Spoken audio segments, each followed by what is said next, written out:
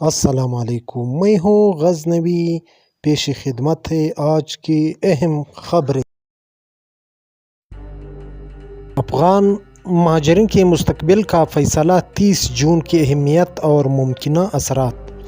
اسلام آباد، پاکستان میں مقیم لاکھوں افغان مہاجرین کے مستقبل کے حوالے سے 30 جون 2025 کی تاریخ انتہائی اہمیت اختیار کر چکی ہے۔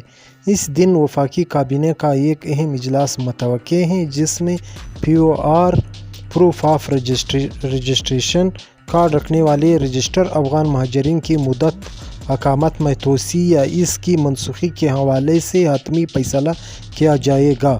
یہ فیصلہ نہ صرف پاکستان میں دہائیوں سے مقیم افغان خاندانوں کے لیے بلکہ علاقائی صورتحال پر بھی گہرے اثرات مرتب کر سکتا ہے۔ POR کارڈ ہولڈرز کی صورتحال۔ اس وقت POR کارڈ رکھنے والے مہاجرین کو پاکستان میں قانونی طور پر رہنے کی اجازت ہے، تاہم 30 جون 2025 ان کی موجودہ قانونی حیثیت کی آخری تاریخ ہے۔ اس تاریخ کے بعد اگر مدت میں توسیع نہ کی گئی تو لاکھوں مہاجرین کی قانونی حیثیت ختم ہو جائے گی، جس کے نتیجے میں انہیں ملک بدر کیا جائے گا خدشہ لاحق ہو جائے گا۔ یہ صورتحال ان خاندانوں کے لیے بے یقینی کی فضا پیدا کر رہی ہے جنہوں نے پاکستان میں جڑیں پکڑ لی ہیں اور یہاں ان کے کاروبار، ملازمتیں اور تعلیمی نظام سے وابستگی ہے۔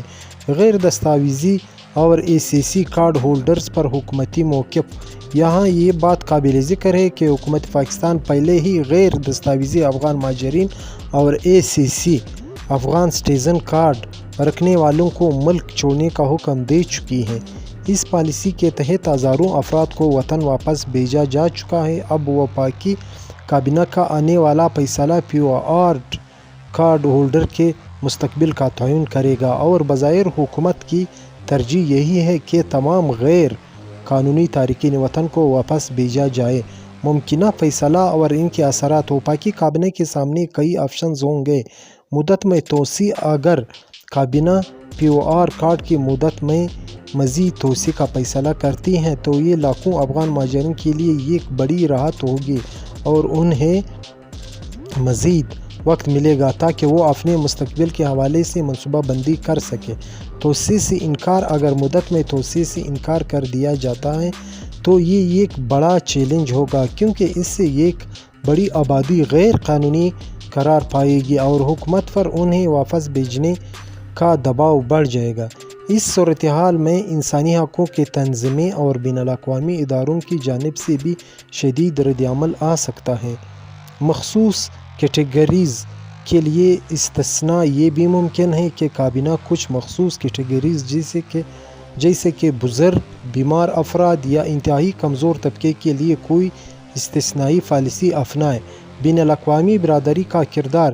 اس تمام صورتحال میں بین الاقوامی برادری، خاص طور پر اقوام متحدہ کے ہائی کمشنر برائے مہاجرین UNHCR اور دیگر عالمی ادارے پاکستان اور افغانستان کے ساتھ مل کر ان مہاجرین کی محفوظ اور باعزت واپسی کو یقینی بنانے کے لیے کوشاں ہیں۔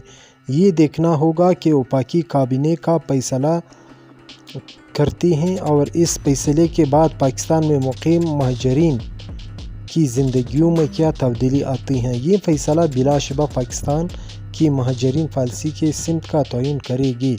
یہ تھے اب تک کی اہم خبریں۔ مزید خبروں اور اپڈیٹس کے لیے جڑے رہیں JP عالمی اپڈیٹس کے ساتھ۔ مجھے دے اجازت۔ اللہ حافظ۔